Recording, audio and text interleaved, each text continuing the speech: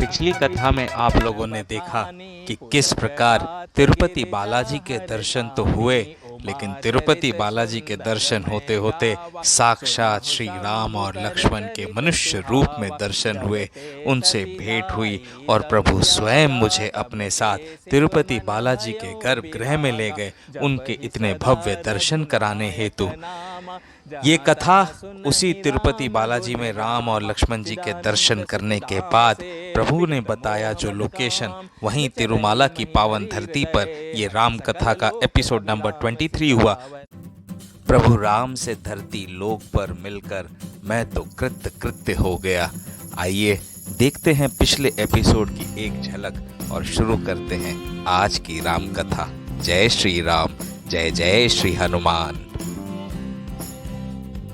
पहली आवाज गोविंदा की पड़ी तो मेरे रोंगटे ऐसे खड़े हो गए, मेरे तो समझ में आ गए तो बाबा चिल्ला रहे पीछे से, हनुमान जी महाराज की आवाज लग रही है। 500 वर्ष पूर्व जैसे तुलसीदास जी को राम और लक्ष्मण मिलने आए थे मनुष्य रूप में, वैसे ही मेरे प्यारे राम और लक्ष्मण मुझसे मिलने आए साक्षात मनुष्य रूप में तिरुमाला में। Understand and believe me, these are true events, so there is no story, no mixing in it, it's pure, it's true. एकदम सच्ची घटनाएं हैं जो मेरे जीवन में घटित हो रही हैं, और जो जो लीलाएं प्रभु मेरे साथ में करते हैं वो लीला हकीकत में देखा जाए तो मेरे लिए नहीं, वो सारी लीला प्रभु कर रहे हैं आप सबके लिए। सारी घटना जो तिरुपति बालाजी के सफर की हो रही है, ये कहीं ना कहीं ऐसी कड़ियों को जोड़ेगी जिस कड़ी को जानने के लिए पूरा भारतवर्ष के सारे हनुमान जी के भक्त, सारे राम के भक्त अभी भी इतना इंतजार कर रहे हैं। मुझे प्रभु कृष्ण की नारायण के साक्षात दर्शन हुए और मेरे नारायण ने मुझसे कहा, पहले चरण का तीर्थ कहां से कहां तक होगा।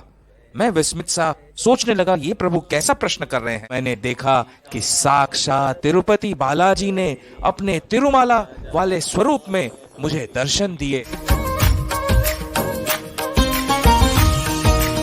ये बज रहे हैं और हम ब्रेक दर्शन के टाइमिंग से ठीक 1 घंटा पहले यहाँ तिरुमाला में VQC1 वैकुंठम क्यू कॉम्प्लेक्स 1 पर पहुंच चुके हैं।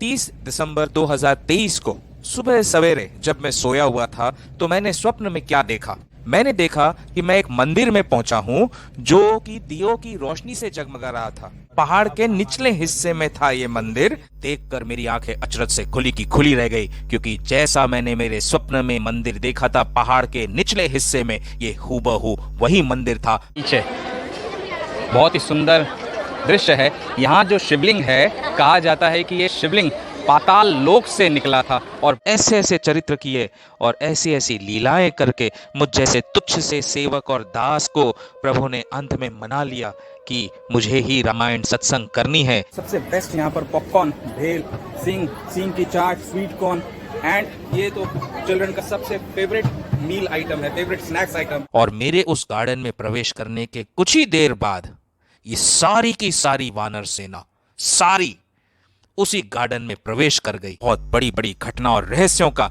उजागर होना यहाँ निश्चित है। मेरी दृष्टि तिरुपति बालाजी की मूर्ति पर पड़ी और मैं वहीं पर खो गया और उनके दर्शन कर आरती लेकर जैसे ही हम घूमे तो वे दोनों के दोनों वहां से गायब हो गए। मंदिर में बालाजी के दर्शन करते समय लाइन में लगे लगे कौन सी घटना घटी, क्या हुआ उस समय, भोलेनाथ के दर्शन करके उनका नाम स्मरण करके उस कथा को आप सुनते हैं ध्यान पूर्वक। तो पिछली कथा में आपने देखा कि किस प्रकार श्री राम लक्ष्मण के दर्शन तिरुमाला के मंदिर में हुए और बालाजी के दर्शन करने के बाद हम राम कथा करने के लिए स्थान ढूंढते ढूंढते इस पार्क के पास में अंत में पहुंचे, जिसे सुबह एंट्री के समय हमें देखा था। प्रभु ने यहाँ हमें पहुंचा ही दिया।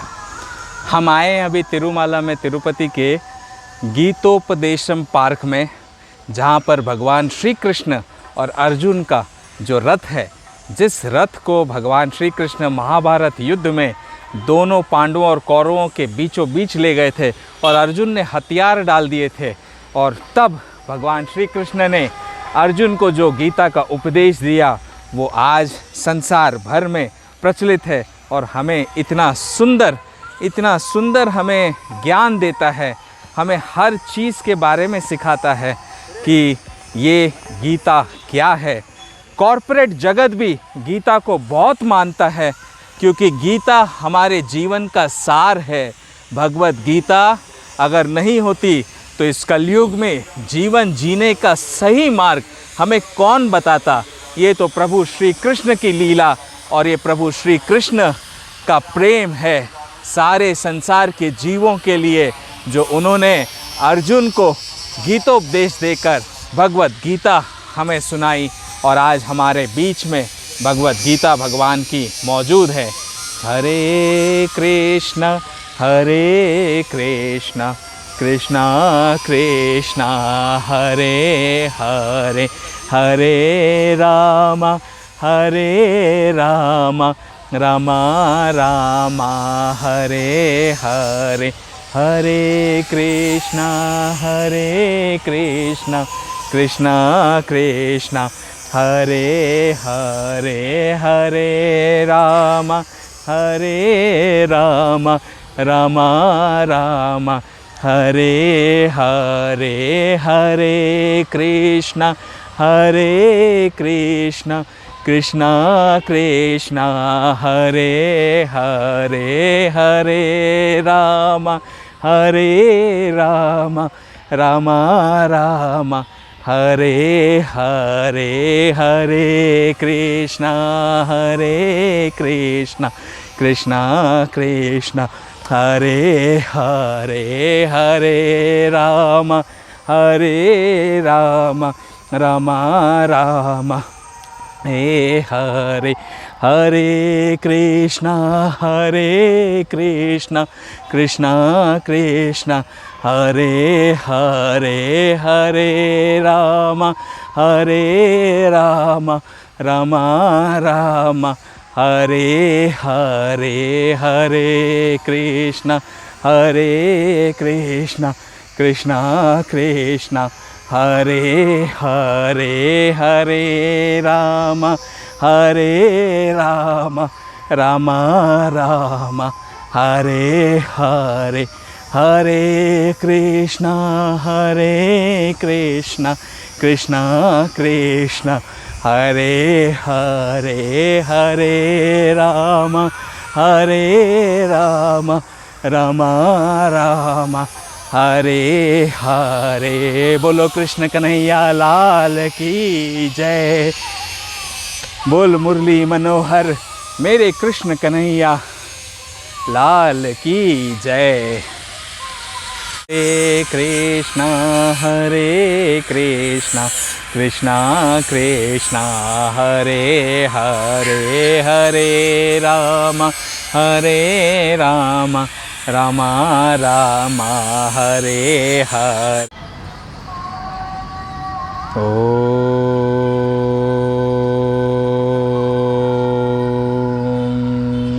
ओम ओम श्री गणेशाय नमः। बोलो गणेश जी महाराज की जय। बोल रिद्धि सिद्धि मैया की जय। ओम श्री दादुराम सतराम। ओम पार्वती रूपे कालिंदी माँ यमे यमे नमः। ओम श्री हनुमंते नमः। मेरी माँ तारा को मेरा कोटि कोटि नमन, मेरे पिताश्री को मेरा कोटि कोटि नमन। बोलो जयकारा बोल मेरे श्री गुरु महाराज की जय। बोल साचे दरबार की जय। सियावर रामचंद्र भगवान की जय। पवन सुत हनुमान जी की जय। उमापति महादेव की जय। शिव शंकर पार्वती माता की जय। बो नंदीश्वर बाबा की जय। सभी साधु संतों की जय। सब ब्राह्मणों को मेरा कोटि कोटि नमन। सारे श्रोताओं को मेरा नमन। जय श्री राम, जय जय श्री राम। आज देखिए हम कितने भाग्यशाली हैं। आज मैं मौजूद हूँ तिरुमाला में, भगवान श्री तिरुपति बालाजी के चरणों में, और ये इतना सुनहरा अवसर प्रभु ने प्रदान किया। रामायण सत्संग का 23वां एपिसोड आज यहाँ तिरुमाला में रिकॉर्ड होगा और भगवान के श्री चरणों में रिकॉर्ड होगा। प्रभु का आदेश भी है। देखिए, प्रभु जो राम हैं, कृष्ण हैं, वो लीलाधारी हैं। वो भक्तों से उन्हें जो कार्य करवाना होता है, किस समय करवाना है, किस स्थान पर करवाना है, ये सारी चीज़ों की व्यवस्था वे स्वयं निश्चित करते हैं। हमें तो निमित्त बनकर उनके बताए हुए मार्गदर्शन पर चलना है और आगे बढ़ना है। तो आइए आज हम शुरू करते हैं हमारे रामायण सत्संग का 23वां एपिसोड सीज़न 1 का। हम हैं रामचरितमानस के प्रथम सोपान बालकांड पर, और अगर आपको याद होगा तो 22वें अध्याय में हम वहाँ पर थे जहाँ हिमवंत और मैनावती को काफ़ी चिंता हो गई नारद जी से पार्वती माता के बारे में सुनकर, उनके ब्याह के बारे में सुनकर। और नारद जी ने फिर उन्हें बताया भी कि भाई पार्वती को जो वर मिलने वाला है उनके भाग्य में, उस वर के जो भी गुण अवगुण उन्होंने बताए, वे सारे जो अवगुण उन्होंने बताए वे अवगुण बन जाते हैं गुण जब शंकर भगवान को हम देखते हैं, शिव जी भोले भंडारी महादेव को देखते हैं, तो महादेव में वही अवगुण गुण के रूप में हो जाते हैं। तो पार्वती माता के भाग्य में महादेव को पाना है तो उन्हें भी कुछ ना कुछ तप यज्ञ करना होगा।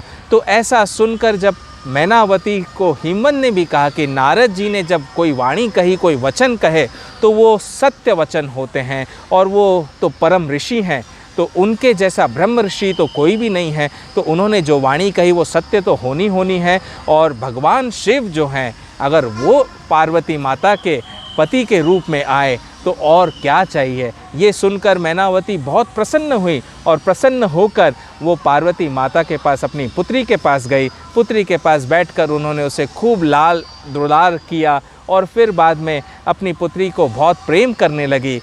उस समय का समय था जब पार्वती माता ने अपनी माता से कहा कि देखो माता, मैंने एक स्वप्न देखा आज सुबह। सुनहि माँ तुम्हें दिख अस सपन सुनावू, तो ही सुंदर गौर सुपी प्रवर अस उपदेश मोही। तो मैंने आज सुबह सुबह ऐसा स्वप्न देखा, एक सुंदर गौर वर्ण का विप्र यानी ब्राह्मण मेरे पास में आए और उन्होंने मुझे जो वचन कहे, वे वचन, वो उपदेश मैं आपसे कहूँगी, उसे आप ध्यानपूर्वक सुनिए। तो आइए अब हम हनुमान जी महाराज से भी प्रार्थना करते हैं कि वे आपके और मेरे हृदय में आकर आसन ग्रहण करें और हमारी रामायण सत्संग जो तिरुमाला में, तिरुपति के धरती पर तीर्थ स्थान में हो रही है, ये तो बड़ा भाग्यशाली रामायण है और इसको सुनने वाले भी भाग्यशाली होंगे, क्योंकि प्रभु की जब कृपा होती है तभी कोई प्रभु के कृपा पात्र का पात्र बनता है। तो माता पार्वती ने अपनी माँ से कहा, करहि जाई तपुशैल कुमारी, नारद कहा सो सत्य विचारी। मातु पितहि पुनि यह मत भावा, तपु सुख प्रद दुख दोष नसावा। तप बल रचई प्रपंच विधाता, तप बल विष्णु सकल जगत्राता। तप बल शंभु करहि संघारा, तप बल से शुधरहि मही बारा।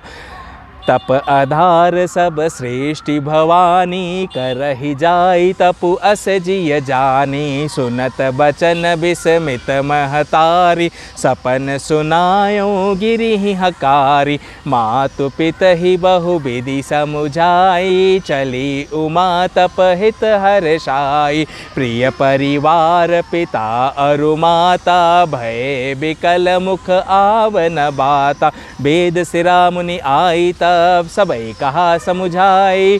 पार्वती महिमा सुनत रहे प्रबोध ही पाई। सियावर राम जय जय राम, मेरे प्रभु राम जय जय राम। सियावर राम जय जय राम, मेरे प्रभु राम जय जय राम। तो देखिए पार्वती माता ने कहा कि वो जो विप्र आए थे, गौर वर्ण के ब्राह्मण आए थे, उन्होंने पार्वती माता से कहा, हे पार्वती, नारद जी ने जो कहा है उसे सत्य समझकर तू जाकर तप कर। फिर यह बात तेरे माता पिता को भी अच्छी लगी है। तप सुख देने वाला है और दुख दोष का नाश करने वाला है। ध्यान दीजिए कि जब हम किसी भी प्रकार का तप करते हैं, वो हमेशा हमें सुख देता है, हमारे दुखों को नाश करता है, हमारे कष्टों को हरता है, हमारे पाप कर्मों का नाश करता है। इसलिए किसी भी प्रकार का तप हो, तप तो हमेशा सुखदायी और फलदायी होता है, क्योंकि वो विप्रवर जो थे वे तो स्वयं महादेव ही आए थे विप्र का रूप धारण करके माँ पार्वती को आगे का मार्ग प्रदर्शित करने के लिए। तो उन्होंने कहा, तप के बल से ही ब्रह्मा संसार को रचते हैं, तप के बल से ही विष्णु सारे जगत का पालन करते हैं, तप के बल से ही शंभु रुद्र रूप से जगत का संहार करते हैं, और तप के बल से ही शेष जी जो विष्णु भगवान जिस शेष की सैया पर विराजमान हैं, वे शेष जी पृथ्वी का भार भी तप के बल पर ही उठा पाते हैं। हे भवानी, सारी सृष्टि तप के आधार पर है, ऐसा जी में जानकर तू जाकर तप कर। यह बात सुनकर माता को बड़ा अचरज हुआ और उसने हिमवंत को बुलाकर यह स्वप्न सुनाया। तो मैनावती ने हिमवंत को भी बुलाकर यह स्वप्न सुनाया। माता पिता को बहुत तरह से समझाकर बड़े हर्ष के साथ पार्वती जी तप करने के लिए चली। प्यारे कुटुंबी, पिता माता सब व्याकुल हो गए। देखिए, जब कोई पुत्री पुत्र तप के लिए जाता है, क्योंकि पूर्व जन्म वो जो सतयुग था, सतयुग से भी पहले का समय, उस समय तो तप के लिए जाना यानी अपने गृहस्थ का त्याग करके पहाड़ों में, कंदराओं में, जंगलों में चले जाना और वहाँ तप करना। तो जब पुत्री अगर तप के लिए जाएगी तो माता पिता का तो व्याकुल होना बहुत ही स्वाभाविक है। लेकिन उस समय वेदसिरा मुनि वहाँ पर आए और उन्होंने आकर सबको समझाकर कहा, सबको पार्वती माता के पूर्व जन्म की कथा, जो सती के रूप में आई थी मैं और दक्ष के यहाँ जन्मी थी, वो सारी कथा उन्होंने सुनाई। और सती का जन्म, देह त्याग की कथा सुनाकर पार्वती का जन्म किस लिए हुआ है ये भी उन्होंने बताया। तब जाकर सबका मन शांत हुआ।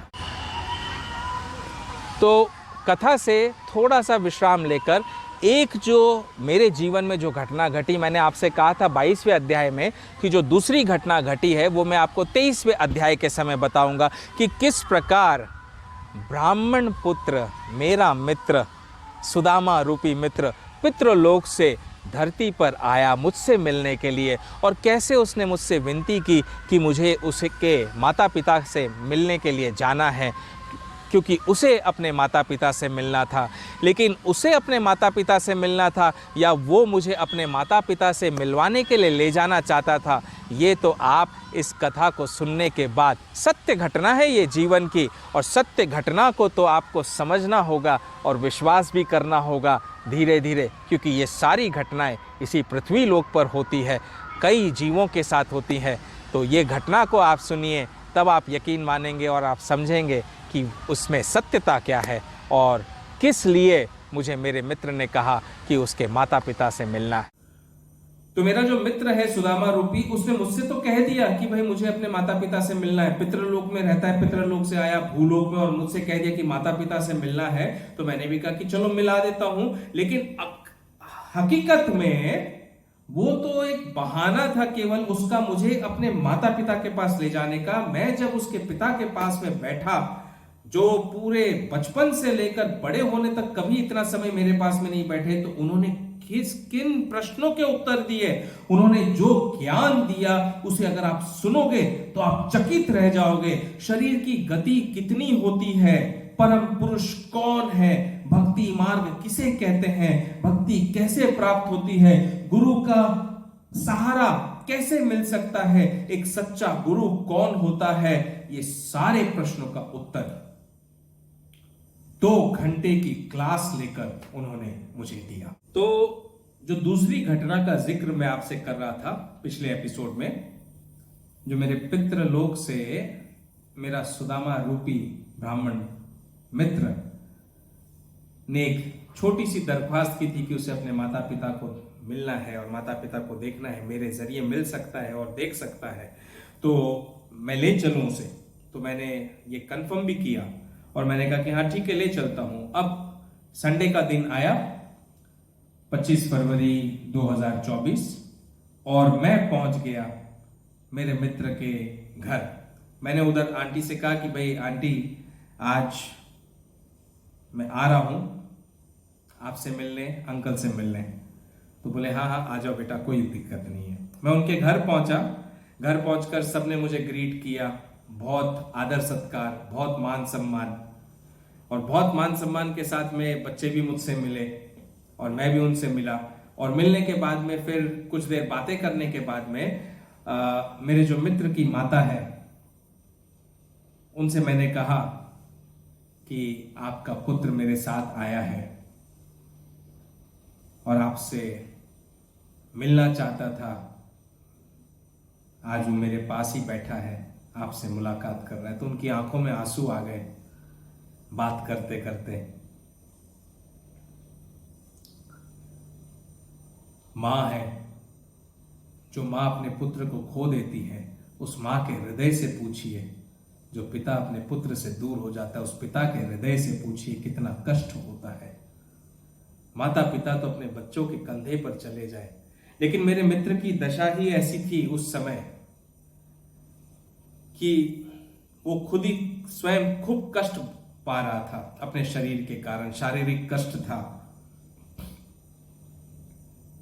और जब मैं पितृलोक में उससे मिलने गया तो बड़ी खुशी से मुझसे मिला था और बोला कि देख, मुझे कोई तकलीफ नहीं है यहाँ पर। अरे संसार में रहता, धरती लोक पर तो कितनी सारी तकलीफ थी मुझे, यहाँ कोई तकलीफ नहीं है क्योंकि माता पिता मेरे लिए सब कुछ कर रहे हैं, भाई मेरे लिए सब कुछ कर रहा है।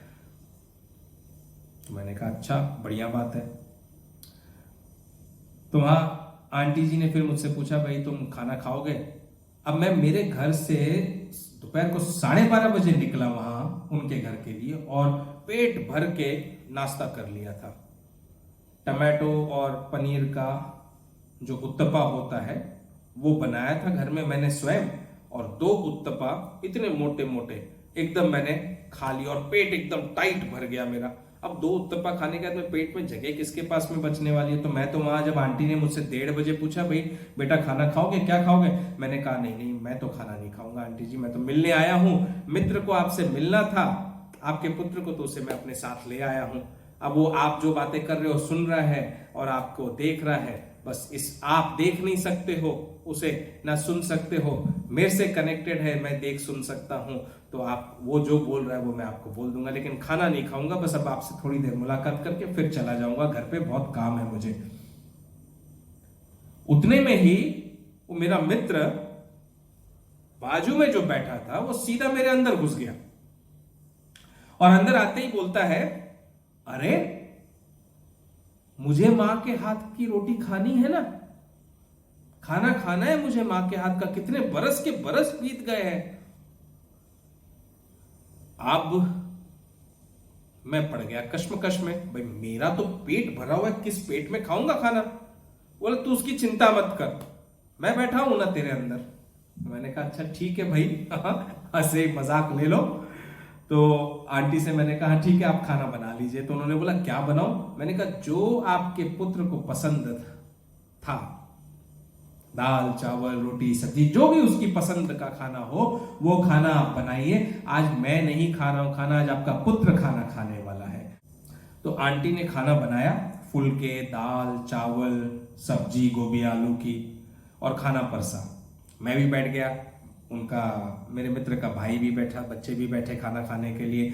और जब मैं खाना खाने लगा तो मैंने दाल चावल खाए, 2 फुलके खाए, सब्जी खाई।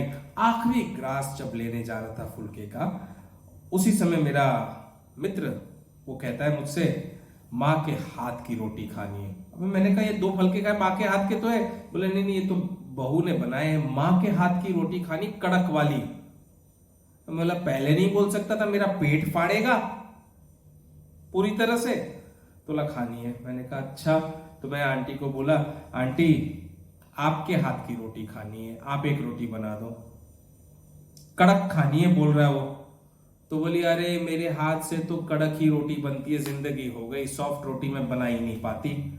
ओहो, मैंने कहा ये तो मुझे पता ही नहीं था, मैं तो पहली बार आपके घर में बैठकर खाना खा रहा हूं। देख लो, मित्र है मेरा बचपन से, कितनी बार आपके घर में आया हूं, नाश्ता कर लेता हूं थोड़ा बहुत, और कई बार पानी वानी पी लेता हूं, जलपान किया है, नाश्ता किया, लेकिन खाना नहीं खाया है। और मुझे नहीं पता था कि आपके हाथ की। तो ये इसने कहा कि कड़क रोटी खानी है, तो बोली नहीं नहीं मैं लेकर आ रही हूँ। तो कड़क रोटी वो लेकर आई, उन्होंने मुझे रोटी खिलाई और वो मैंने खाई। तब जाके मेरे इस मित्र की तृष्णा शांत हुई है।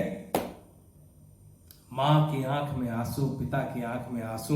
लेकिन पिताश्री बोले, उनके पंडित जी हैं, पंडित शर्मा जी,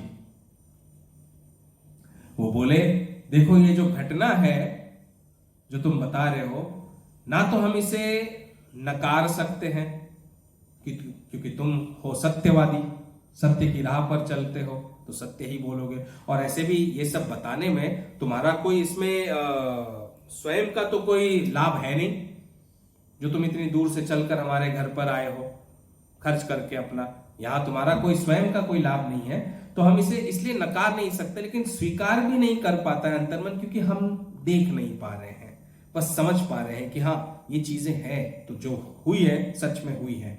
उसके बाद में अंकल जी के साथ में, पंडित शर्मा जी के साथ में करीब 2 घंटे बैठा उनसे बातचीत करने में, जैसे मेरे मित्र ने मुझे भेजा हो अपने पिता के पास बैठकर उनसे ज्ञान लेने के लिए, उनसे बातें करने के लिए। कभी इतनी देर, मैं बचपन से जानता हूं उन्हें, मेरे बचपन के 15 बरस बीते हैं उनके साथ में, लेकिन कभी मैं इतनी देर अंकल के साथ में कभी नहीं बैठा हूं। तो अपनी पूजा पाठ में सब में व्यस्त रहते थे, लेकिन उस दिन 2-2.5 घंटा वो मेरे साथ में बैठे रहे, और जो ज्ञान उन्होंने दी है, जो ज्ञान की गंगा बही है, ये एक एक प्रश्न को आप सुनना, मैंने उसे हूबहू लिख लिया। संस्कृत के तो इतने सारे विद्वान पंडित हैं, वो इतने श्लोक बोले उन्होंने, मुझे तो श्लोक याद भी नहीं है।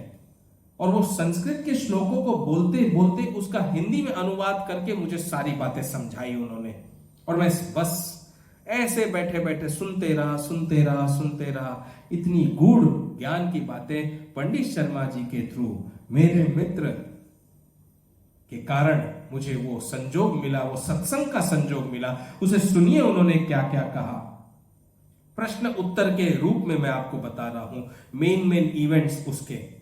मेरा पहला प्रश्न ये था, क्योंकि हमारी बातचीत जब चल रही थी तो उन्होंने यही कहा कि आत्मा हमारे अंतर मन में है और हर एक के मन में है, हर एक के शरीर में आत्मा वास करती है, लेकिन जो परम पुरुष को जान जाए वही तो परमात्मा से मिल जाता है।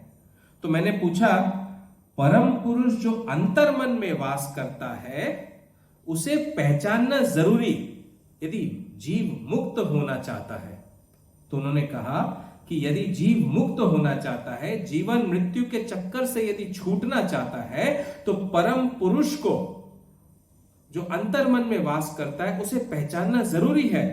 तो मैंने पूछा भाई कैसे पहचाने? उनका उत्तर था, सारे मार्ग एक तरफ, देखो ज्ञान मार्ग, योग मार्ग, तप मार्ग, बहुत सारे मार्ग हैं प्रभु को पाने के, लेकिन भक्ति मार्ग से ही परम पुरुष को एकदम आसानी से पहचाना जा सकता है। तो मैंने कहा अच्छा, तो भक्ति कैसे प्राप्त हो? अब ये प्रश्न उत्तर का सिलसिला चल रहा है, जैसे मैं वो बताते जा रहे हैं और उनके आंसर में ही वापस से एक प्रश्न उठ जाता है। मैंने कहा भक्ति कैसे प्राप्त हो?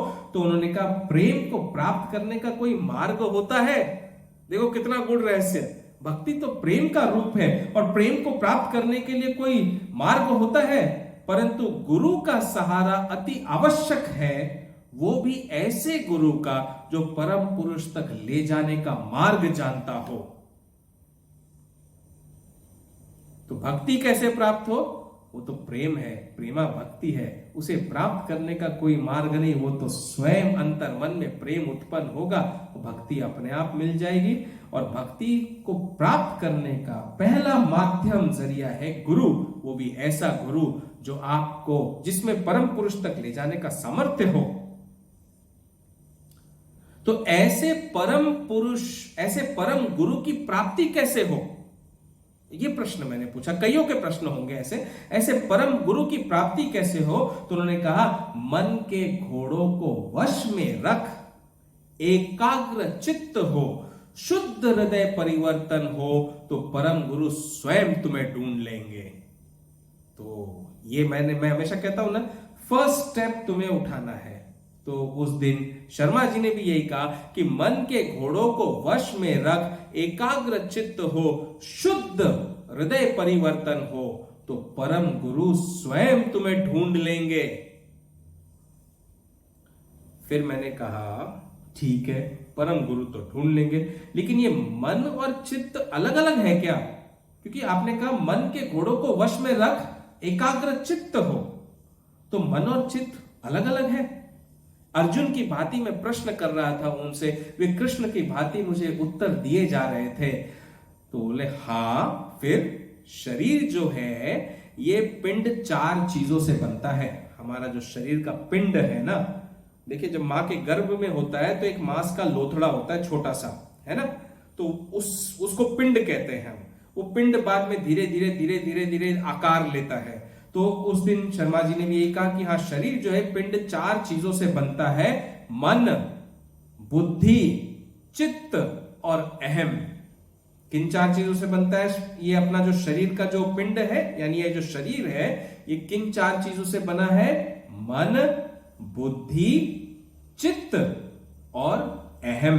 अहम यानी अहंकार, अहंकार यानी प्राइड, करेक्ट। तो मन चंचल होता है, मन तो चंचल होता है, डिस्ट्रैक्ट हो जाता है बड़ी आसानी से, इधर उधर सब तरफ दौड़ता है, कहां कहां भाग जाता है मन अचानक से। कुछ भी देख लोगे, मन के अंदर तो बहुत सारी सोच आ जाती है, उस सोच पर हमारा कंट्रोल नहीं है। तो मन चंचल होता है, बुद्धि अपने विवेक से उसे कंट्रोल में रखती है। बुद्धि जो है हमारी, वो अपने विवेक से, अपने सामर्थ्य से मन को कंट्रोल में रखती है। तभी चित्त में आनंद की अनुभूति होती है। जब बुद्धि मन को कंट्रोल करेगा, तभी तुम्हारा जो चित्त है उसमें आनंद की अनुभूति होगी। मतलब अंतर मन में तुम्हें जो आनंद मिलता है ना, हैप्पीनेस जो मिलता है, वो तुम्हारा चित्त है। इसलिए तो प्रभु को कहते हैं हम सत्य चित्त आनंद। सत्य चित्त आनंद। आत्मा सत्य है, जिसका चित्त हमेशा भगवान के ध्यान में आनंदित रहता है। सत्य चित्त आनंद का अर्थ आत्मा ही सत्य है, जिसका चित्त हमेशा प्रभु के ध्यान में आनंदित रहता है। बस जागने की आवश्यकता है उस आनंद परमानंद को महसूस करने के लिए। तो मैंने कहा, इतनी बात तो अंकल जी बहुत अच्छे से समझ में आ गई, और ये सब समझाने के लिए बहुत सारे संस्कृत श्लोकों का सहायता उन्होंने लेकर मुझे समझाया। तो मैंने कहा, आनंद को महसूस करने के लिए अंतर मन को जागृत करने की आवश्यकता है। तो जागे कैसे? अब जागू कैसे?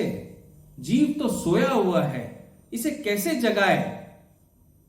तब उन्होंने कहा, अहम ही है जो अहंकार का रूप है, मैं का गोचर है। अहम जो है अहंकार का रूप, मैं का गोचर है, वही सब कुछ कराने में समर्थ है। यदि अहम ना हो तो कोई भी कार्य होगा ही नहीं। तो सर्वप्रथम स्वयं को क्षमा कर कर्ता भाव का त्याग करो। मतलब जागना कैसे है आपको? जो आप सोए हुए हो ना, मतलब आपको समझ में नहीं आता कोई भी चीजें, तो अंतर मन को अपने जगाना है। Enlighten, how will you enlighten yourself? So to enlighten yourself, to get that spiritual awakening, what are you supposed to do? आपको पता है कि आपका जो शरीर है वो अहम से बना है, चौथा भाग अहम है ना, अहंकार। तो अहंकार सारे कार्य कराता है। तो सर्वप्रथम आपको स्वयं को forgive yourself, forgive yourself, and जो कर्ता भाव है ना कि मैंने किया, मैं नहीं होता तो ये नहीं होता, उस कर्ता भाव का त्याग करो, क्योंकि जिस संस्कार में तुम हो वह अहम तुमसे करवाएगा ही करवाएगा। कि जो भी तुम गृहस्थ में हो, जिस भी आश्रम में हो, उस आश्रम के जो संस्कार है वो अपने आप तुमसे सारे कार्य करवा ही लेगा। तो फिर कर्ता भाव किस लिए कि भाई मैं कर रहा हूं। अब ये जिस आश्रम में आप हो अहम आपसे करवा ही लेगा। इसको समझाने के लिए उन्होंने बाबा रामदेव का एग्जाम्पल दे दिया। उन्होंने कहा देखो बाबा रामदेव है तो बड़े योगी, परंतु जन्म से संस्कार में उनके बिजनेस माइंड है, तो व्यापार का जो कार्य है वो उनका अहम उनसे करवा ही लेता है। और उसके साथ साथ योगी होने के नाते वो संसार को योग के मार्ग से कितना अच्छा भक्ति मार्ग और कितना अच्छा योग मार्ग का प्रचार करते हैं। तो कर्ता भाव का त्याग करना बहुत जरूरी है। इसलिए यह मैंने किया या मैं कर रहा हूं, उस भावना का त्याग जरूरी है। जिस दिन उस भावना का त्याग कर लोगे अपने आप जाग जाओगे। फिर मैंने उनसे पूछा आप बताइए पहचाने और जाने कैसे उस जीव को परम पुरुष मिल गया है और यह पूर्ण रूप से जागृत अवस्था में है। अगर किसी जीव को परम पुरुष मिल गया या मुझे ही परम पुरुष मिल गए और मैं पूर्ण जागृत अवस्था में हूं, इसे मैं कैसे जानूं, कैसे पहचानूं? तो उन्होंने कहा परम पुरुष मिलते ही, जागृत अवस्था में आते ही संसार ब्रह्म हो जाएगा और ब्रह्म की पहचान हो जाएगी। देखो कितना गूढ़ रहस्य। जैसे ही आप परम पुरुष से मुलाकात हो गई, आपकी अंतर्मन की जागृत अवस्था में आ गए, आपके चेतना के पटल खुल गए, तो आप के लिए संसार जो है ये ब्रह्म हो जाएगा और ब्रह्म की पहचान हो जाएगी। ब्रह्म और ब्रह्म ये दो अलग अलग शब्द है। ब्रह्म यानी इल्यूजन, ये वर्ल्ड इल्यूजनरी हो जाएगा आपके लिए, और ब्रह्म यानी जो पर ब्रह्म है, आपके जो परम पुरुष है, परमात्मा है, उनकी पहचान हो जाएगी। मैंने कहा अंकल इसे सरल भाषा में बताइए ना, क्योंकि आज का जनरेशन नहीं समझ पाएगा। मुझे पता था, मैं भी जब बोल रहा हूं ना आपको ब्रह्म और ब्रह्म, या आप भी नहीं समझ पा रहे हो, तो मैंने अंकल से भी कहा कि भाई अंकल सरल भाषा में बता दो, क्योंकि उस समय मुझे ऐसी अनुभूति हो गई कि जैसे साक्षात कृष्ण उनके अंदर बैठे हैं और साक्षात कृष्ण एक ब्राह्मण के रूप में मुझे उपदेश दे रहे हैं, ताकि मेरे जरिए ये ज्ञान उपदेश संसार तक पहुंच सके। तो मैंने उनसे पूछा आज की यंग जनरेशन हिंदी संस्कृत कुछ नहीं समझ पाती है, इनके लिए सीधी सरल भाषा में समझाइए। तो देखिए उन्होंने क्या कहा, जब जीव को परम पुरुष के दर्शन हो जाते हैं जो दिव्य अति दिव्य है, तब वह संसार के बंधनों से छूट जाता है। यानी जब आप एज अ सोल, आपको जब प्रभु के दर्शन हो जाते हैं, अंतर मन में, अंतर भाव में आपको गॉड के दर्शन हो जाते हैं, तो आप संसार के सारे बंधनों से छूट जाते हैं। सुख दुख हानि लाभ रात दिन सब एक समान हो जाता है। वो सारे रिश्तों का त्याग अंतर मन से कर देता है। अंतर मन से वो जीव सारे रिश्तों का त्याग कर देता है। इसका मतलब ये नहीं कि सब रिश्तों को भुला दिया, अंतर मन से रिश्तों का त्याग किया, लेकिन अपने कर्म को करेगा, धर्म को करेगा। मोह का भाव हट गया, मोह का त्याग हो गया। अंतर मन से रिश्तों का त्याग करना यानी मोह का त्याग हो गया। कर्म करता है पर कर्ता भाव का एहसास नहीं होता। He keeps on doing his actions, but he is the doer. That doer feeling is gone. ऐसा जीव अपने नित्य कर्म को करते हुए धर्म कार्य में लग जाता है, सेवा कार्य में, संसार में धर्म को स्थिर रखने में प्रभु का अभिन्न अंग बन जाता है। और ऐसा ही जीव है जो संसार में धर्म कार्य में लग जाता है और संसार में धर्म कार्य की स्थापना करने हेतु प्रभु का अभिन्न अंग, एकदम इंपॉर्टेंट हिस्सा बन जाता है उनके चैरियट का। उसके लिए धन कमाने से ज्यादा धर्म का प्रचार और सेवा कर्म जरूरी हो जाता है। हालांकि धन आवश्यक है, लेकिन फिर भी उसके लिए सेवा भाव, सेवा कर्म ही उसका परम कर्म बन जाता है। ये सब उन्होंने इतना बढ़िया बताया मुझे। तो फाइनली मैंने देखा वो इतने वृद्धावस्था में है, 80 की उम्र पार कर चुके हैं, शरीर एकदम ढल जाता है, ऐसा है, लेकिन फिर भी ज्ञान असीम, ऐसे ज्ञानोपदेश आते हुए जर्जर शरीर को देखते मैंने उनसे पूछा, एक आखिरी क्वेश्चन है अंकल, लास्ट क्वेश्चन, आप कैसे हैं और आपका स्वास्थ्य, आपका शरीर कैसा है, कोई पीड़ा तो नहीं है? तो हंस पड़े और हंसकर कहा, शरीर की केवल 3 गति होती है। कितनी? 3 गति होती है शरीर की, भस्म, कृमि, विद्या। भस्म, कृमि, विद्या। तो मैंने कहा ये क्या है? तो उन्होंने कहा भस्म यानी शरीर को अग्नि में जला दिया जाता है तो सब कुछ भस्मीभूत हो जाता है। चिता की अग्नि में मरणोपरांत जब आत्मा शरीर से निकल जाती है तो शरीर की क्या दशा होती है? ये शरीर को तो चिता पे रख के जला दिया जाता है, तो भस्म भूमित हो गया। तो पहली अवस्था शरीर की क्या हुई? भस्म। दूसरी अवस्था है कृमि। अब कृमि अवस्था क्यों बोली जाती है दूसरी? कृमि यानी जब शरीर को जमीन में गाड़ दिया जाता है तो उसके ऊपर कीड़े मकोड़े, बैक्टीरिया, माइक्रो ऑर्गेनिजम्स ये सब एक्ट करते हैं, खा जाते हैं। तो इसलिए दूसरी अवस्था है कृमि, या तो शरीर भस्म भूमित होगा या कृमि होगा।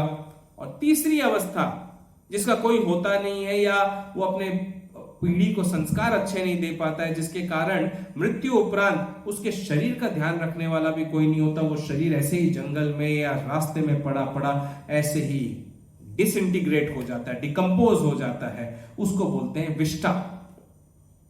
विष्टा मतलब एकदम मलमूत्र की तरह वो शरीर की दुर्दशा हो गई और वो शरीर खत्म हो गया। तो शरीर की केवल 3 ही गति है, भस्म, कृमि और विष्ठा। तो शारीरिक अवस्था जानने से क्या लाभ? मुझसे पूछा उन्होंने, मणि शारीरिक अवस्था जानने से क्या लाभ? आत्मा कैसी है ये पूछो। अगर किसी से पूछना है तो ये पूछो आपका अंतर्मन कैसा है, शरीर कैसा है, स्वास्थ्य कैसा है। अरे इसको पूछना छोड़ दो, उसका तो अंत होना ही होना है। अंतर्मन कैसा है, आत्मा कैसी है ये पूछो तो आत्मा तो मेरी सत्य चित आनंद है। ऐसा कहकर उन्होंने अपनी आंख बंद की और ओम का ओंकार लगाया और मैं भी उनके चरणों में गिर पड़ा। उनके चरणों से आशीर्वाद लेकर फिर घर में सबसे मिलकर मुलाकात करके मैंने अपने मित्र से कहा, चलो मित्र, आज तो मैंने क्या तुम्हारी सहायता की, तुमने मेरी बड़ी सहायता की है और तुमने भी इस रामायण सत्संग में अपना एक बहुत बड़ा अभिन्न योगदान दिया है, क्योंकि तुम्हारे कारण मैं तुम्हारे माता पिता से मिलने गया और तुम्हारे कारण तुम्हारे पिता मेरे साथ इतना समय उन्होंने बिताया और सारे प्रश्नों का उत्तर उन्होंने इतने बढ़िया तरीके से दिया जो मैंने संसार को देना है। और संसार तक जब ये प्रश्न उत्तर का सिलसिला जाएगा तो संसार भी कितना आनंदित होगा, उसे पता चलेगा कि परम पुरुष कौन है, जागृत अवस्था किसे कहते हैं, परम पुरुष से मिलने का मार्ग क्या है, गुरु को कैसे प्राप्त करें, भक्ति क्या होती है, शरीर की 3 जो गति है वो क्या होती है। ये सारे प्रश्नों का उत्तर उस दिन, और किसी से अगर पूछना है कि आप कैसे हो तो आपका तात्पर्य यही होना चाहिए कि आपका अंतर्मन कैसा है, आपकी आत्मा कैसी है, शरीर और स्वास्थ्य नहीं। तो आप कैसे होने चाहिए? हर समय आपका अंतर्मन सत्य चित्त आनंद होना चाहिए। जय श्री राम। आइए अब हम आगे बढ़ते हैं हमारी राम कथा के साथ में। तिरुपति बालाजी को गोविंदा के नाम से भी पुकारा जाता है और भक्त गोविंदा के नाम की धुनी रमाते हैं। और ऐसे ही तिरुपति बालाजी की गोविंदा गोविंदा का जो भजन है वो एक बहुत ही सुंदर है। देखिए, मुझ में सुर और लय तो नहीं है, लेकिन फिर भी मैं कोशिश करूंगा उस भजन को गाने की और आपके मन को भी उस भजन में रमाने की। आइए मेरे साथ जुड़िए गोविंदा गोविंदा को याद करने के लिए। श्री श्रीनिवासा गोविंदा, श्री वेंकटेशा गोविंदा, भक्तवत्सला गोविंदा, भागवत प्रियवर गोविंदा, नित्य निर्मला गोविंदा, नीलमेघ श्याम गोविंदा, पुराण पुरुषा गोविंदा, पुंडरीकाक्षा गोविंदा, गोविंदा हरि गोविंदा, गोकुल नंदन गोविंदा, गोविंदा हरि गोविंदा, दशरथ नंदनम गोविंदा, नंद नंदना गोविंदा, नवनीत चोरा गोविंदा, पशुपालक श्री गोविंदा, पाप विमोचन गोविंदा, दुष्ट संहारक गोविंदा, दुरित निवारण गोविंदा, श्रेष्ठ परिपालक गोविंदा, कष्ट निवारण गोविंदा, गोविंदा हरि गोविंदा, गोकुल नंदन गोविंदा, गोविंदा हरि गोविंदा, कष्ट शरणम गोविंदा, वज्र मकुटधर गोविंदा हरि गोविंदा, गोकुल नंदन गोविंदा, गोविंदा हरि गोविंदा, रघुकुल नंदन गोविंदा, वज्र मकुटधर गोविंदा, वरामूर्ति भी गोविंदा, गोपी जनलल गोविंदा, गोवर्धनोद्धार गोविंदा, दशरथ नंदन गोविंदा, दशमुख मर्दन गोविंदा, पक्षीवाना गोविंदा, पांडव प्रियवर गोविंदा, गोविंदा हर गोविंदा, गोकुल नंदन गोविंदा, गोविंदा हरि गोविंदा, दशरथ नंदन गोविंदा, मत्स्य कुर्म गोविंदा, मधुसूदन हरि गोविंदा, वरानर सिंह गोविंदा, वामन भृगुरम गोविंदा, बलरामानुज गोविंदा, बौद्ध कल किधर गोविंदा, वेणुगान प्रिय गोविंदा, वेंकटरमना गोविंदा, गोविंदा हरि गोविंदा, रघुकुल नंदन गोविंदा, गोविंदा हरि गोविंदा, दशरथ नंदन गोविंदा, सीता नायक गोविंदा, श्रित परिपालक गोविंदा, दरिद्र जन पोषक गोविंदा, धर्म संस्थापक गोविंदा, अनाथ रक्षक गोविंदा, आपद दादव गोविंदा,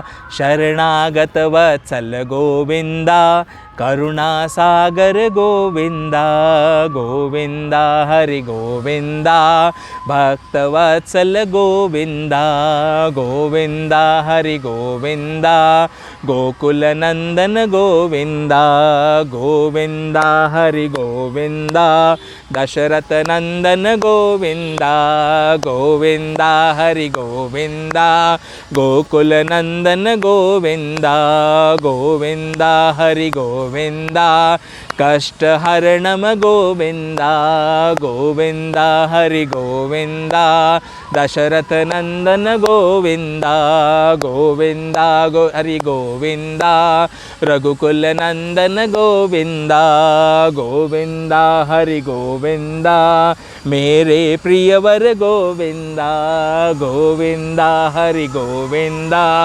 मेरे रघुवर गोविंदा, गोविंदा हरि गोविंदा, प्रियवर रघुवर गोविंदा, सीता वल्लभ गोविंदा, राजीव नयनम गोविंदा, सीता वल्लभ गोविंदा, राजीव नयनम गोविंदा, रघुकुल नंदन गोविंदा, दशरथ नंदन गोविंदा, भय भंजन गोविंदा, हर कष्ट हरणम गोविंदा, गोविंदा हरि गोविंदा, नंदन गोविंदा, गोविंदा हरि गोविंदा, भव भय भंजन गोविंदा, गोविंदा हरि गोविंदा, भव भय भंजन गोविंदा, गोविंदा हरि गोविंदा, हरि शरणम गोविंदा।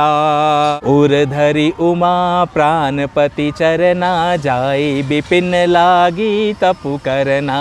अति सुकुमार न तनु तप जोगु, पति पद सुमिरित जेउ सब भोगु। नित नव चरण उपज अनुरागा, बिसरी देह तप ही मनु लागा। संबत सहस मूल फल खाए, सागु खाई सत बरस गवाए। कछु दिन भोजन बारी बतासा, किए कठिन कछु दिन उपवासा। बेल पाति मही परई सुखाई, तीनि सहस संबत सोई खाई। पुनि परिहरे सुखाने उपरना, उमहि नामु तब भयउ अपरना। देखी उमहि तप खीन शरीरा, ब्रह्म गिरा भय गगन गभीरा। भयो मनोरथ सुफलता, सुनु गिरिराज कुमारी। परिहरु दुस कलेस सब, अब मिली है त्रिपुरारी। सियावर राम जय जय राम, मेरे प्रभु राम जय जय राम। अस तपु काहु न कीन भवानी, भय अनेक धीर मुनि ज्ञानी।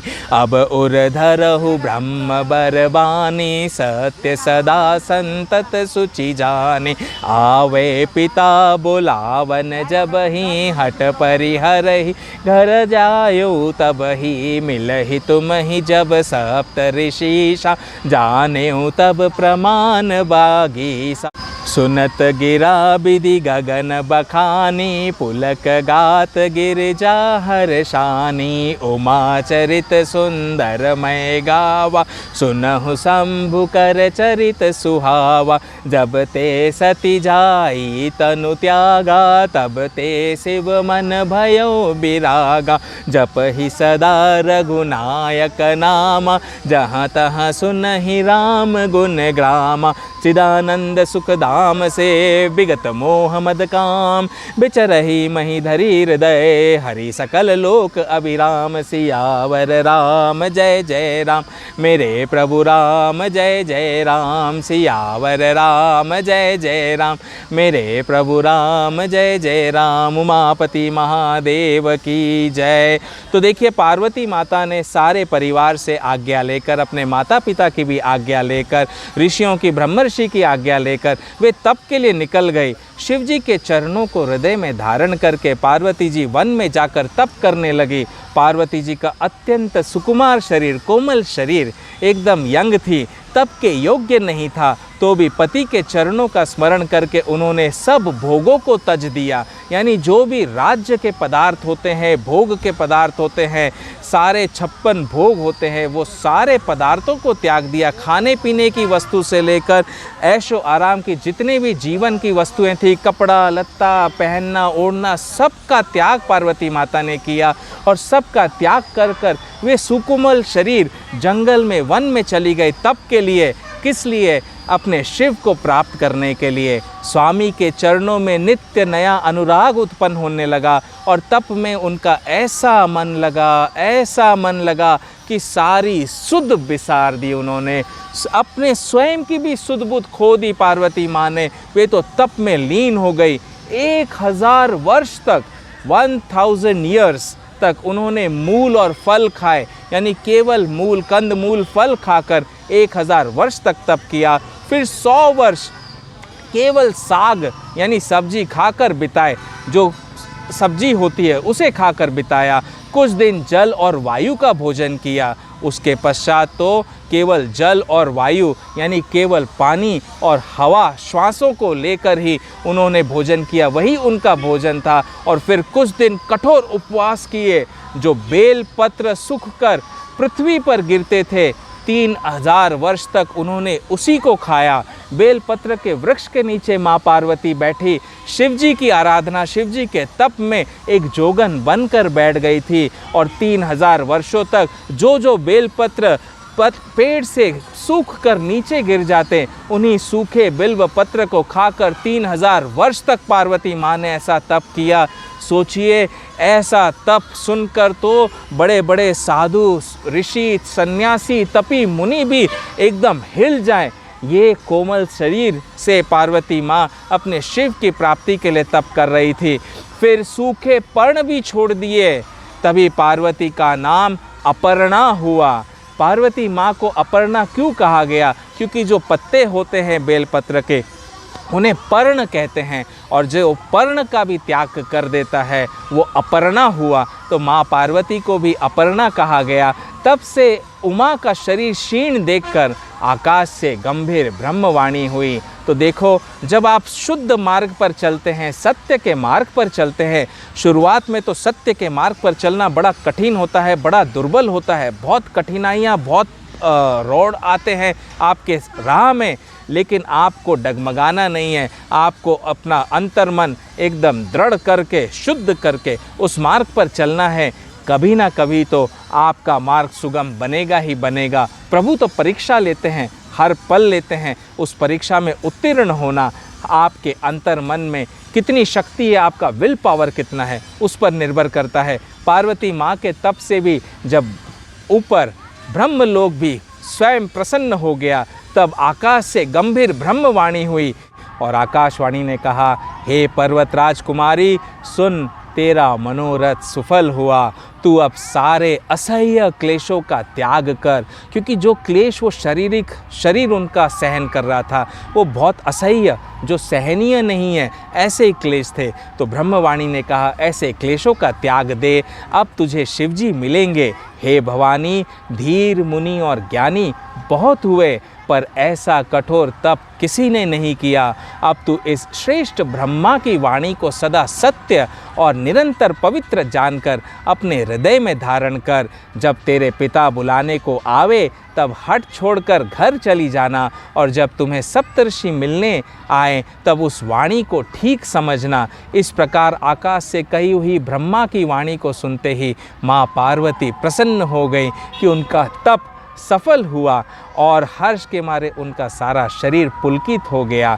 याज्ञवल्क्य जी भरद्वाज जी से बोले कि मैंने पार्वती का सुंदर चरित्र सुनाया, जब आप शिवजी का सुहावना चरित्र सुनो। देखो, हमने पार्वती माता का चरित्र तो सुना, सती के देह त्याग से लेकर पार्वती माता का जन्म होना हिमवंत के यहाँ, हिमालय जी के यहाँ, मैनावती उनकी माँ बनी, और फिर वे जब बड़ी हुई तो नारद मुनि कैसे आए उनसे मिलने के लिए, और फिर जाकर नारद मुनि ने किस प्रकार उन्हें तप के लिए आगे बताया। उन्हें स्वप्न में स्वयं साक्षात शिव जी एक ब्राह्मण का रूप लेकर वेश धारण कर कर उन्हें आगे का मार्ग प्रदर्शित किया, और तब जाकर तप में पार्वती माता लीन हुई और उनके तप से प्रसन्न होकर उन्हें शिव की प्राप्ति हुई। लेकिन इस दौरान, इतने हजारों वर्ष के दौरान, मेरे शिव, मेरे भोले भंडारी महादेव की क्या दशा हुई होगी, उनकी क्या अवस्था रही होगी, वे कैसे सती माँ को भुला पाए होंगे या नहीं भुला पाए होंगे,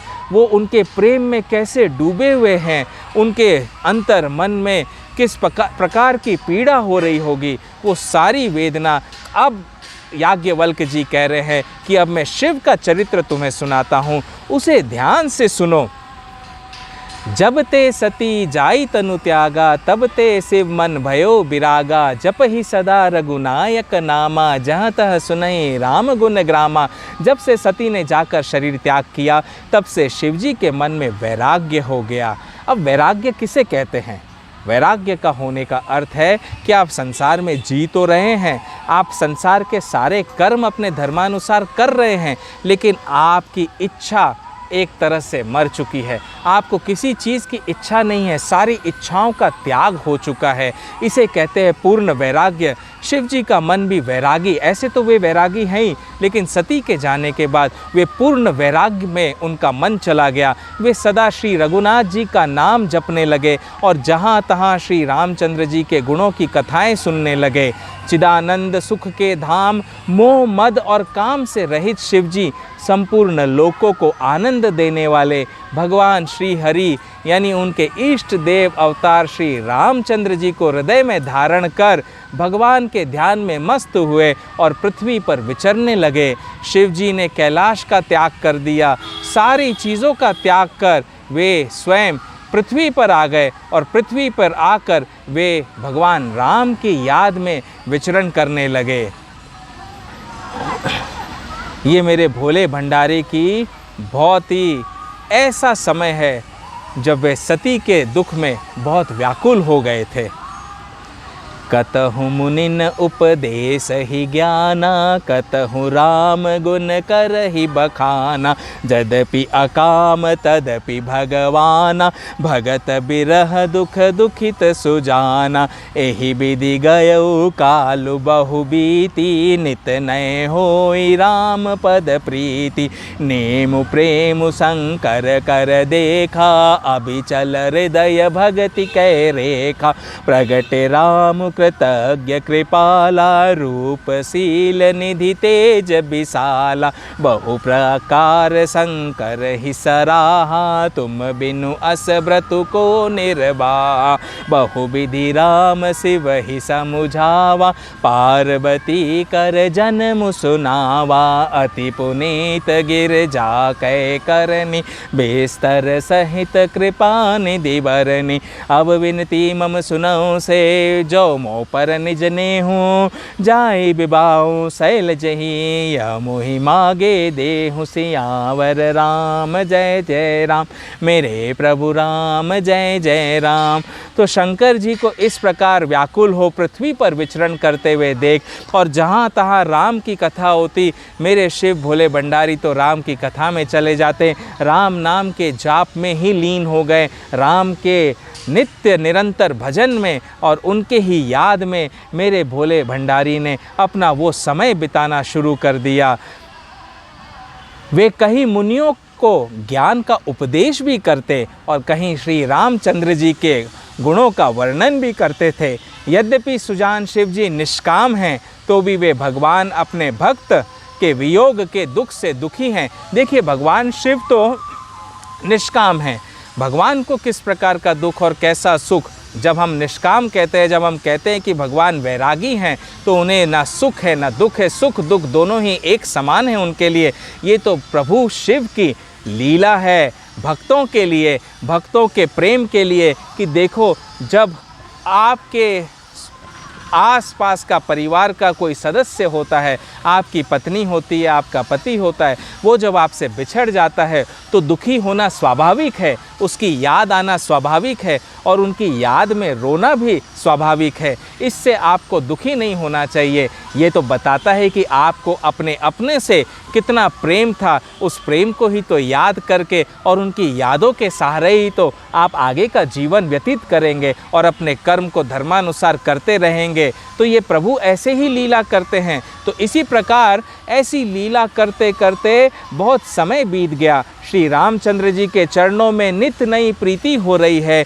शिव जी के कठोर नियम, अनन्य प्रेम और उनके हृदय में भक्ति की अटल टेक को जब मेरे प्रभु श्री रामचंद्र जी ने देखा तो उनका हृदय भी पिघल गया। वे बहुत कृत होकर अपने शंकर को देखने लगे। तब कृतज्ञ उपकार मानने वाले कृपालु रूप और शील के भंडार महान तेज पुंज भगवान श्री रामचंद्र जी शिव के सामने प्रकट हुए। उन्होंने बहुत तरह से शिव जी की सराहना की। उन्होंने बहुत प्रकार से अपने भोले भंडारी, अपने इष्ट को मनाने की हर भरसक कोशिश की।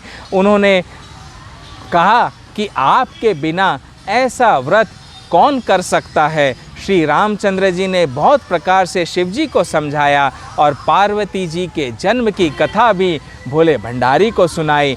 कृपा निधान श्री रामचंद्र जी ने विस्तार पूर्वक पार्वती जी की अत्यंत पवित्र करनी का वर्णन किया।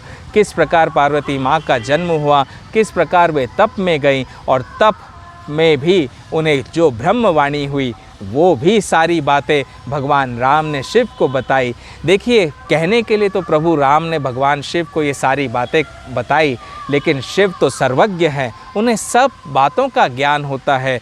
लेकिन जब संसार में प्रभु भी आते हैं, पृथ्वी पर थे, तो उन्हें भी वैसी लीला रचनी पड़ती है, वैसी लीला करनी होती है हमारे ही कल्याण हेतु। तब जाकर प्रभु राम ने शिव से देखिए क्या कहा, अब बिनती मम सुनऊं सेव, जो मोह पर निज नेहूं। हे शिव जी, यदि मुझ पर स्नेह है तो आप मेरी विनती सुनिए। जाई विवाहो शैल जही, यह मोही मागे देहु। मुझे यह मांग दीजिए कि आप जाकर पार्वती के साथ विवाह कर लें। तो ऐसा कहकर श्री रामचंद्र जी वहाँ पर शिवजी से कहने लगे कि आपको माँ पार्वती के पास जाकर उनसे विवाह कर लेना है। तो आगे इसके शिवजी ने क्या कहा? क्या शिवजी माँ पार्वती से विवाह करने के लिए तैयार हुए? क्या शिवजी माँ पार्वती से मिले? ये जो प्रेम का बंधन था, 2 जन्मों की गाथा है ये, क्योंकि पहले पूर्व जन्म में शिव और सती का विवाह हुआ था और सती माँ को दक्ष के यज्ञ में अपने देह को तजना पड़ा था। और अब देखिए प्रेम की पुकार कैसी होती है। जो शुद्ध प्रेम होता है, हृदय में सत्यता होती है, शुद्धता, पवित्रता होती है, तो वो प्रेम सारे प्रकृति को भी झुका देता है, भगवान को भी झुका देता है। आकाश हो, चाहे धरती हो, पृथ्वी हो, चाहे पाताल हो, हर कोई प्रेम के आगे झुकता है। तो ये जो मेरे शिव का और मेरी माँ पार्वती का प्रेम है, ये आगे किस राह पर चला, इसे सुनने के लिए हम देखेंगे हमारे आगे का एपिसोड। उसमें आप बने रहिए और प्रभु के नामोच्चारण को सदैव जपते रहिए। श्री राम जय जय राम कहिए और श्री राम जय जय राम जपते रहिए। चूँकि अभी हमारे भोले भंडारी शिव जी की और माँ पार्वती की कथा चल रही है, आइए कुछ देर के लिए हम ओम नमः शिवाय का जाप जपते हैं और उसके साथ हमारे आज के अध्याय को विश्राम देंगे। ओम नमः शिवाय, ओम नमः शिवाय, ओम नमः शिवाय, ओम नमः शिवाय, ओम नमः शिवाय, हरि ओम नमः शिवाय, ओम नमः शिवाय, ओम नमः शिवाय, ओम नमः शिवाय, ओम नमः शिवाय, ओम नमः शिवाय, हरि ओम नमः शिवाय, ओम नमः शिवाय, ओम नमः शिवाय, ओम नमः शिवाय, ओम नमः शिवाय, ओम नमः शिवाय, हरि ओम नमः शिवाय, ओम नमः शिवाय, हरि ओम नमः शिवाय। बोलो मापति महादेव की जय, शिव शंकर पार्वती माता की जय, बो नंदीश्वर बाबा की जय, सियावर रामचंद्र जी की जय, पवन सुत हनुमान जी की जय, उमापति महादेव की जय, सभी साधु संत महात्माओं की जय। मुझसे आज की कथा करने में, पाठ करने में किसी भी प्रकार की भूल चूक हुई हो, ज्ञानवश अज्ञानवश कोई भी भूल हुई हो, मैं उसके लिए क्षमस्व हूँ। मेरा उद्देश्य केवल एक ही है, इस पूरी पृथ्वी पर, इस पूरे ब्रह्मांड पर भक्ति की धारा बहे और भक्ति की धारा बहते हुए हर जीव अपने धर्म का पालन अच्छी तरह से करे और अपने कर्मों का निर्वाह करते हुए जीवन को सुखप्रद बनाते हुए जीवन को जीने का सही मार्ग देखे और अपने जीवन को सार्थक बनाएं। अब इसी के साथ मैं अपने हनुमान जी महाराज से प्रार्थना करता हूँ, वे हमारे हृदय में आकर विश्राम करें और आगे की कथा तक विश्राम करें। राम राम का जाप और राम राम का दीपक हमारे रोम रोम में भरे। बोलो जय सिया राम, जय जय सिया राम। गोविंदा राम राम भज राजा राम, राम राम भज सीता राम, राम राम भज राजा राम, राम राम भज सीता राम, राम राम भज राजा राम,